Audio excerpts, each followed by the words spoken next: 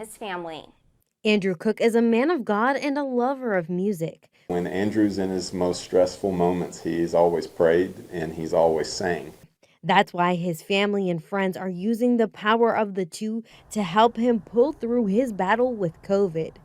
It's been very important to us for him to have praise and worship music playing in his room, in ICU. We had employees, we had friends, lots that gathered outside of his hospital room, and we prayed for him there, and we sang. Cook learned he had COVID in late June after his pregnant wife Amber tested positive. At first, he was asymptomatic. About a week later, his symptoms got worse. He's been in the hospital on a ventilator since July 3rd, just recently showing small signs of recovery. They said that he was tapping his hand with the beat of the music. And then today I was talking to him about his music and he was nodding his head. Up until Tuesday, visitors were not allowed into the room. That didn't stop his wife from visiting every day. Friends and family remember the joy his love for music and performance has brought them and look forward to the day they can enjoy it with him again. Andrew Cook's famous performance happened right here on this stage. The school and the students loved it so much they gave him this award. Now, what made his performance so unique? Oh my goodness, we had one part left that needed to be filled, and it happened to be the part of an elderly woman named Emily Plain. He played it by donning a wig and a dress, and it was hilarious. We just love having Andrew here, and we just want him back as quick as possible. There is a meal train arranged to help the Cook family, and his loved ones are continuing to ask people to send thoughts and prayers. In Bryan, Rachel Espaillat, KRHD News. The news feed starts with the spread of the Delta variant. Delta now makes up 83% of all COVID cases in the United States. The CDC says the variant's numbers have increased 50% since the start of the month. The pandemic is still a public emergency. The head of Health and Human Services renewed that title officially today. It does need to be renewed every 90 days. The declaration allows for the emergency use of vaccines and access to certain government money.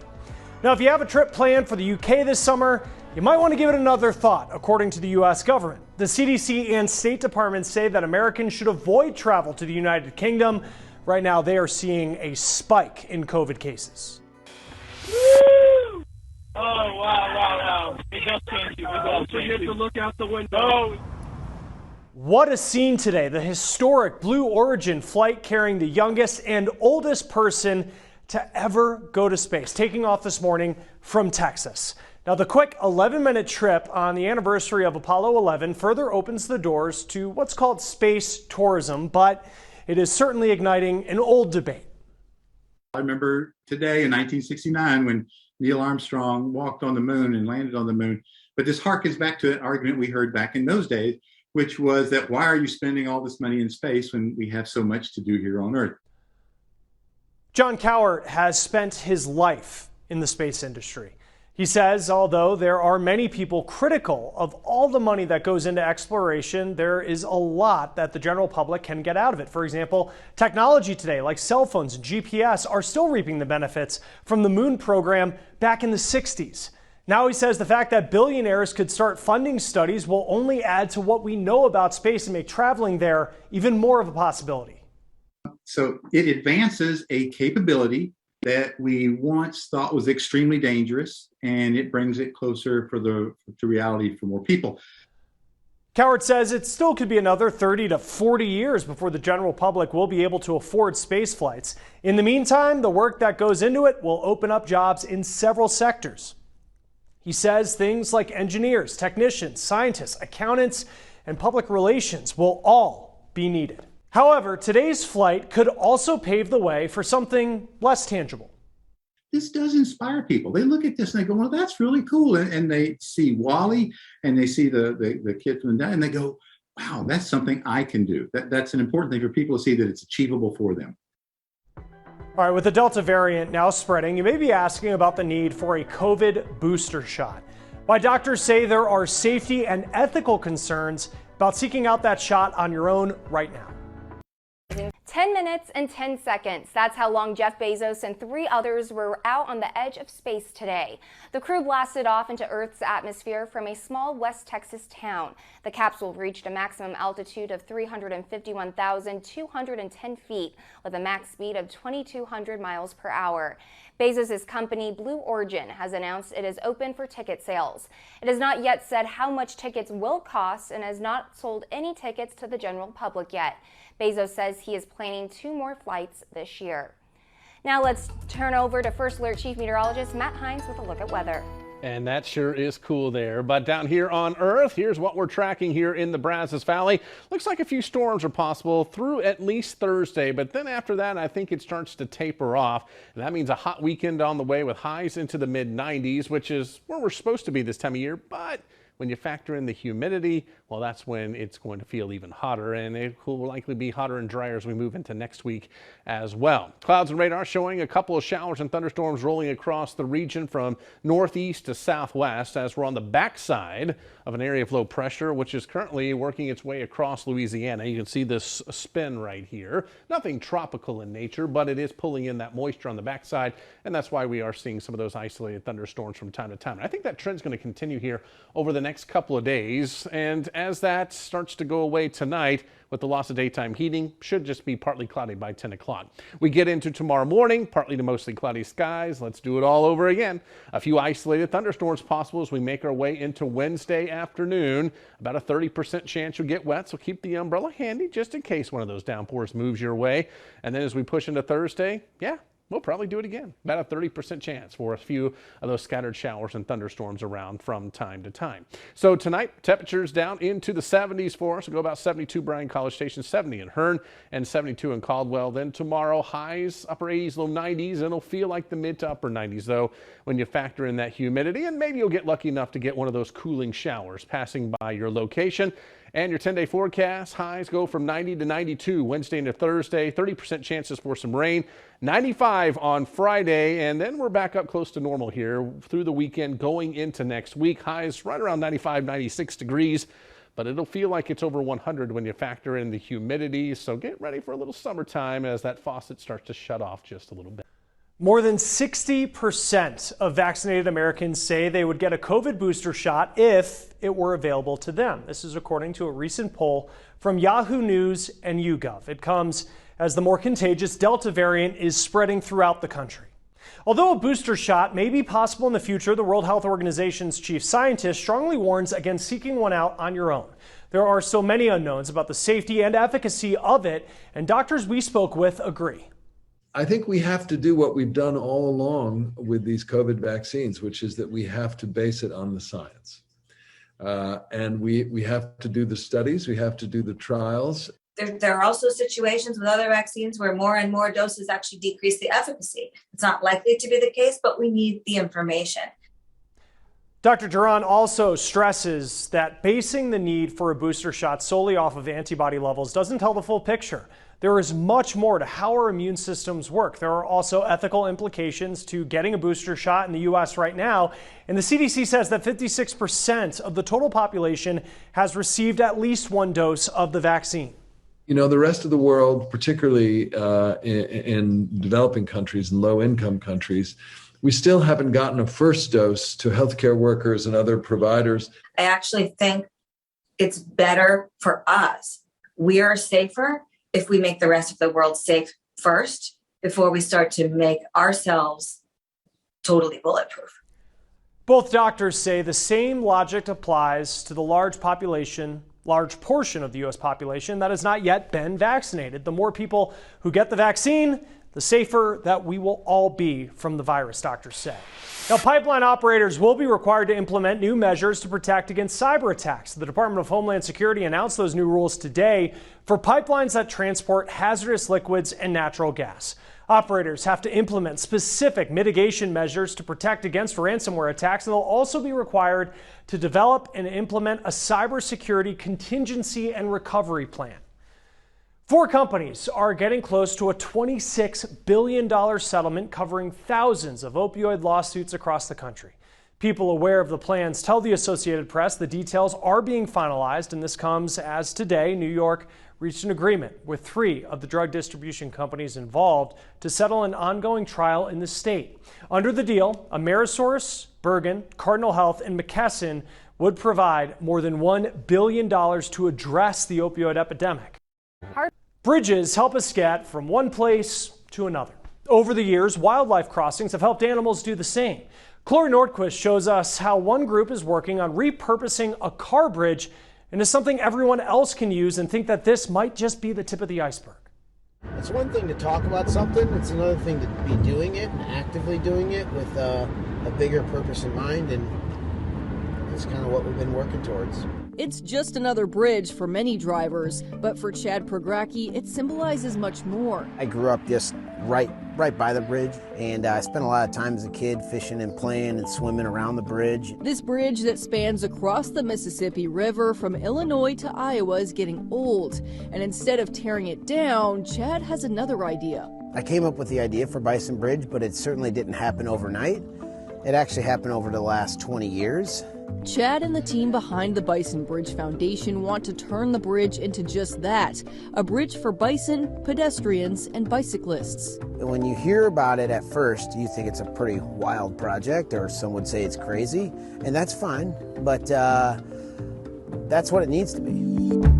Chad had these plans drawn up to show the public exactly what a final product could look like. It's not just about bison, it's also equally, if not more, about the Mississippi River and celebrating that. He put this project in motion 2 years ago, but it still has quite a ways to go. Repurposing of infrastructure is something new, it's unique, it's challenging, and it's different for what you typically see at an infrastructure project. Kevin Marchek is a former Illinois Department of Transportation engineer. He recently retired after almost 4 decades there. The bridge has been around approximately 55 years. It was built as part of the interstate system during the Eisenhower days. He says the bridge is jointly owned by both states, Iowa and Illinois, and the federal government. The departments are looking at creating a new bridge in its place. It's undersized for the amount of traffic that's on it. So that combined with the age.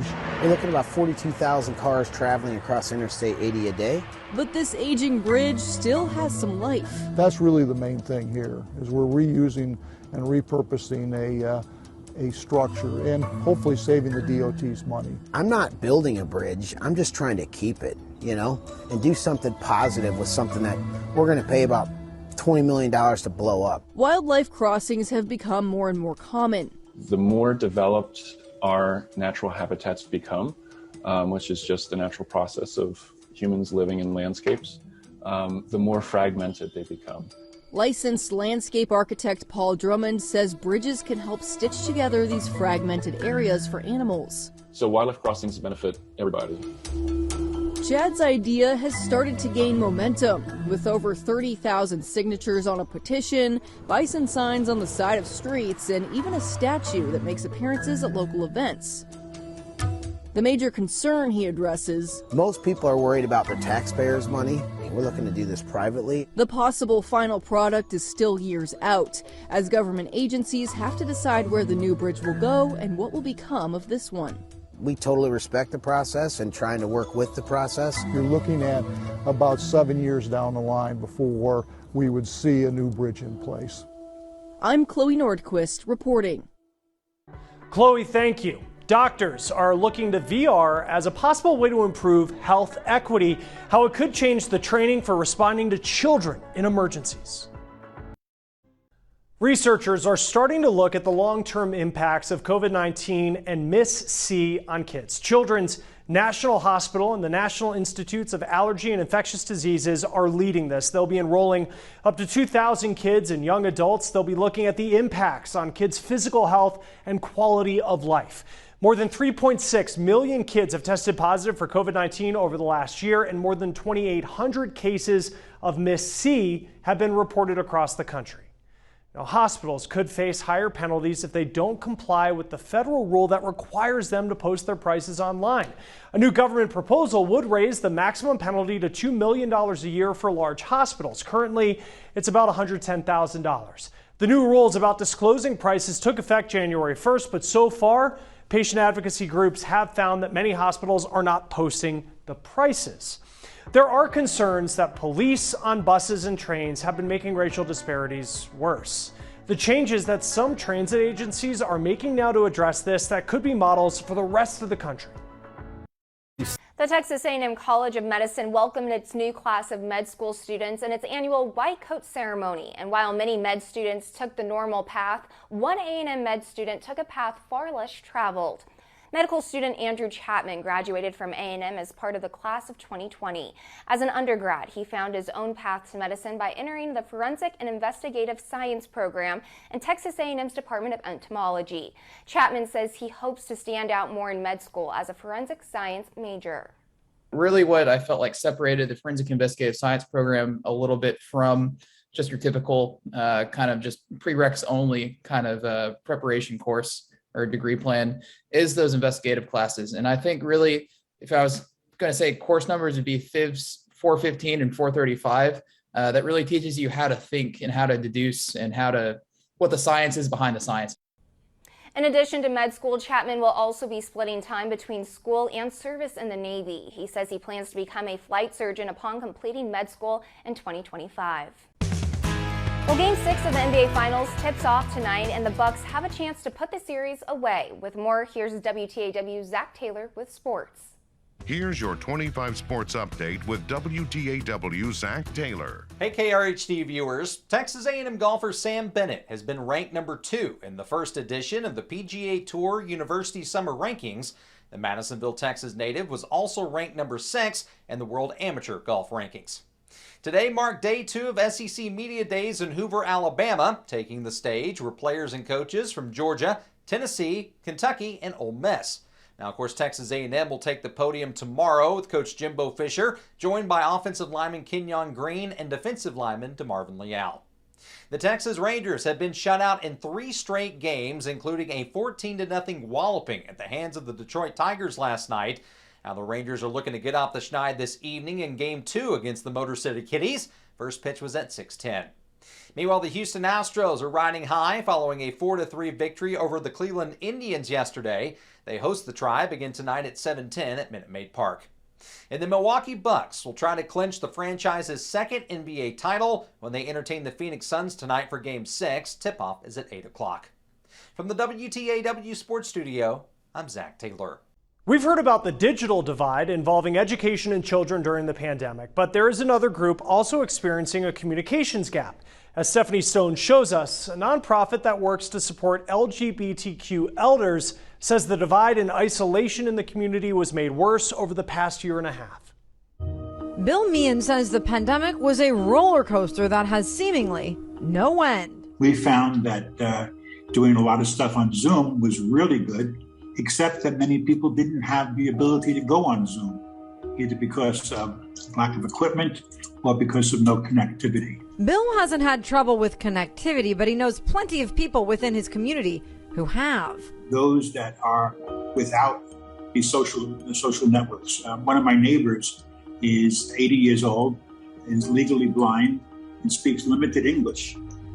She has a son that comes to visit once a week, but she is with 2 birds. That's her universe right now. SAGE, the world's largest and oldest organization that's dedicated to improving lives of LGBT elders, is trying to lessen the digital divide. If they're a person of color and a person of trans experience, how are they navigating through this complexity of social service? It's very complicated.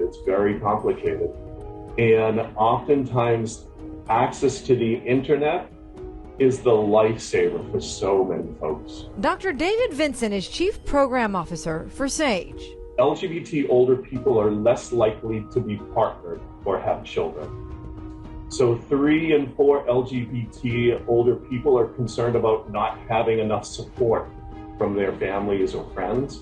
They're 4 times less likely to have children and 2 times as likely to be single and living alone. Dr. Vincent says lately they've joined forces with the Diverse Elders Coalition.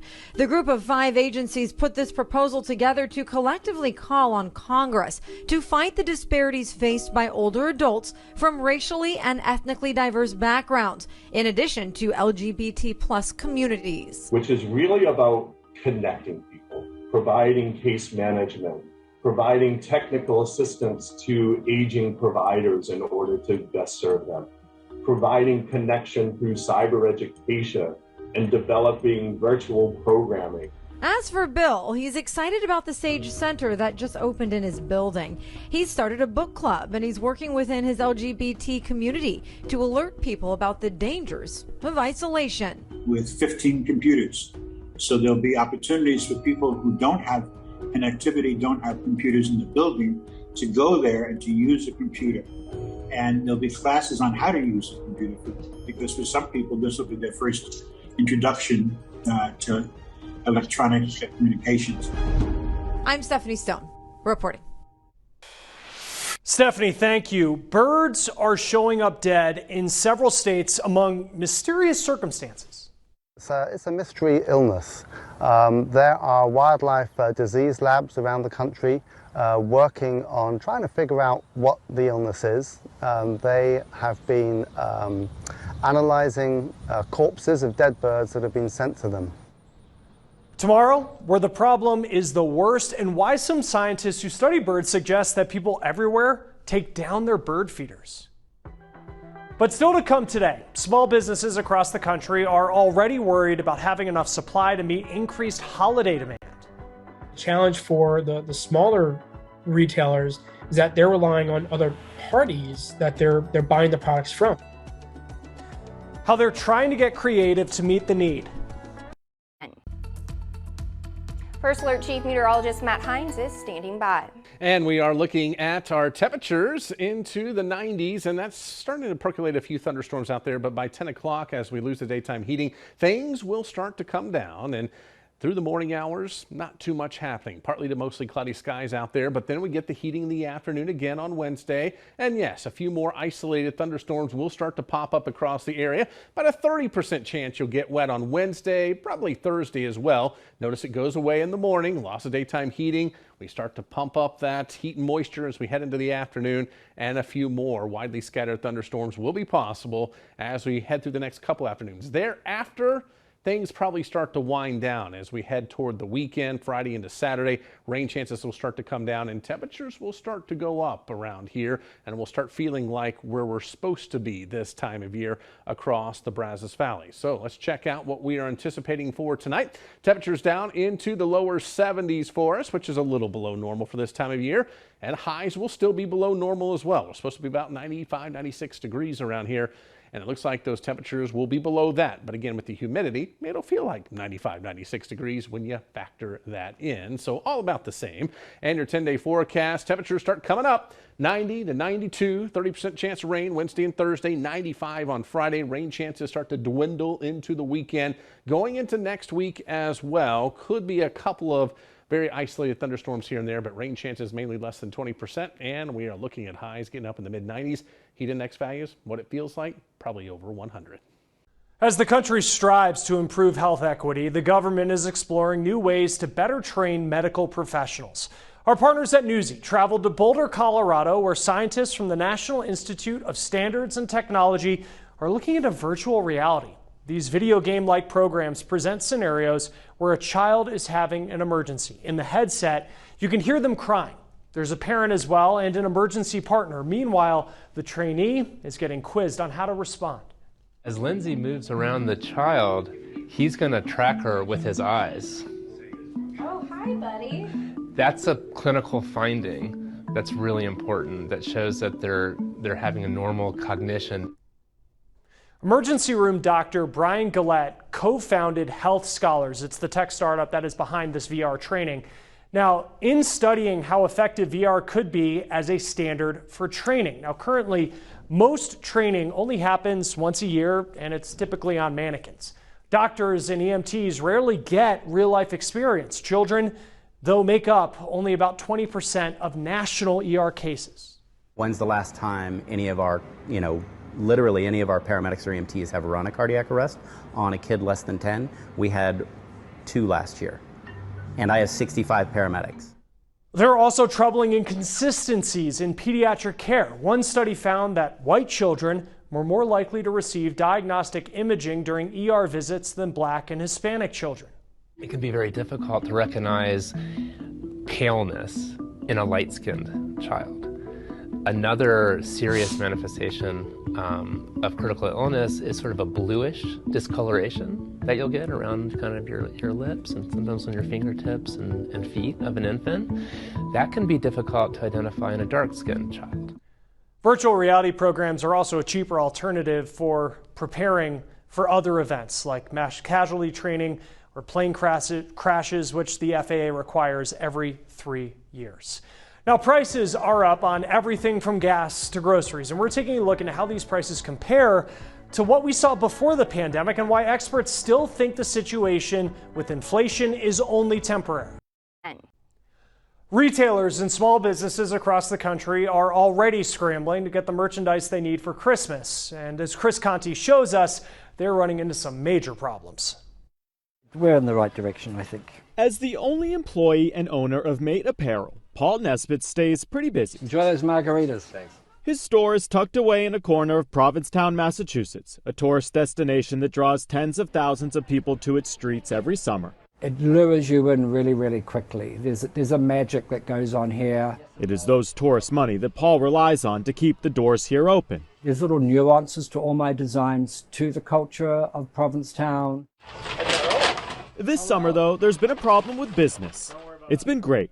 That's right, great. Thanks, boys. Shirts and hats are so popular, Paul cannot keep up. If I can't get mediums, I can't get mediums. And I just have to let the customer know that.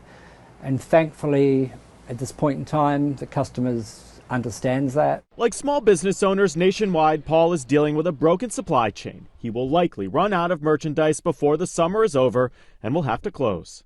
Who knew a thing like a worldwide virus could cause all these problems, and the longevity of how long it's going to take, for it to ever to get right. Looking toward the future, the biggest issue facing retailers and small businesses is having enough supply to meet increased holiday demand. It's affecting everybody and everything. That is John Gold with the National Retail Federation. He can give some context as to why all of this is happening. It's really started last year when COVID first hit and factories overseas were forced to shut down. Trying to get everything turned back on to meet that demand has been a challenge. By now, you've likely heard how broken the supply chain is globally. There's not enough shipping containers to move things, not enough truck drivers to move shipping containers.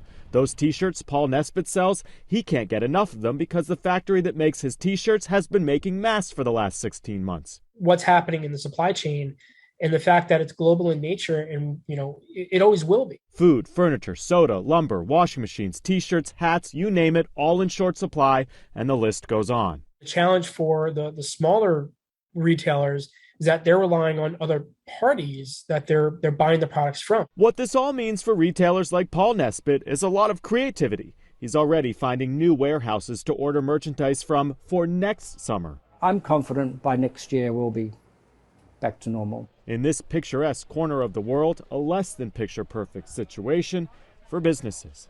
In Provincetown, Massachusetts, I'm Chris Conti. Chris, thank you. Now, as the debate over police reform continues, the conversation is now turning to public transit systems across the country. A new report from think tank Transit Center argues the heavy police presence on buses and trains has been making racial disparities worse. I think across systems we see that despite the fact that Black and brown people might represent a certain percentage of ridership, they're disproportionately stopped for fare inspections. And this isn't just amongst people that didn't pay the fare. This is just in general, you're more likely to be stopped to have your fare checked if you're a Black or brown person. The researchers are advocating for less of a focus on policing low-level offenses like fare evasion. They also want more unarmed personnel trained to respond to mental health crises and homelessness. Now, a few transit agencies have been making changes since George Floyd's death. Bay Area Rapid Transit, or BART, started bringing in unarmed community-based personnel even before that, and now it's in the process of hiring crisis intervention specialists. To make contact with individuals in our system who need resources, whether that's someone suffering from a mental crisis or in some other sort of crisis, individuals who are unhoused, and also individuals who may be experiencing drug abuse issues. She says that they haven't reduced the number of police officers they have in the Transit Police Department. Instead, they have been reevaluating how they're deployed. This really is a blueprint that other agencies can use moving forward on how we can kind of reform our transit systems to, ensure safety and reduce, disparity, and also encourage people to come back and to ride public transportation again, because it is safe. Like San Francisco, TriMet in Portland, Oregon has also moved towards unarmed ambassadors. In Philadelphia, the transit agency has partnered with a nonprofit that is connecting the homeless with resources. This is about finding more holistic solutions for people. This is about making sure the system is safe, and not just through punitive measures, but ways of connecting your riders to the services they need. It's a real opportunity for public transit agencies to rethink policing and to bring more of a customer service focus to it. He says it's going to take some time to really know how well the new approaches are working. Bay Area Rapid Transit says the feedback from the public has been positive so far, and police are liking the changes as well, after initially having some reservations. Inflation in our country is at its highest point in 13 years. It's driving up prices nearly across the board, and Dan Grossman looks at what is causing this and why experts say it's not time to worry just yet. So you've been stuck at home for the better part of the last 18 months. By and large, our economy is reopening, and you think right now would be a great time to revisit that postponed vacation from last year. You look into plane tickets only to realize the price has jumped big time from when you last checked a few months ago. Not only that, the prices of rental cars, hotel rooms, basically everything you might need has gone up as well. So we're seeing big increases in prices for a few select goods and services. Gus Fauché is the chief economist at PNC Financial Services Group. He says prices in travel, hotels, and rental cars have driven the consumer price index up 5.4% over the course of the last 7 months, the sharpest yearly increase in 13 years. If you try to buy a used car right now, prices are roughly 40% higher than they were just a year ago. But there is good news. So I do think that a lot of the inflation that we're seeing is overstated. A deeper dive into the numbers shows right now our price level, or how much things cost across the board, is about where it was before the pandemic. So that 5.4% is in reference to the prices of goods when everything tanked in the middle of COVID. It is not looking to me like inflation that's really broad-based and has a lot of momentum. I think it's going to burn itself out relatively soon. Josh Bevins is the research director at the Economic Policy Institute and says he sees these as temporary spikes as demand for goods and services rise. Take air travel. Many cabins reduced capacity during COVID, so the prices we're seeing now are factored into that decrease. Same with rental cars. Because few people were traveling, companies sold off their fleets, leaving the supply low as demand is now quickly rebounding. You only have bottlenecks if demand is really strong.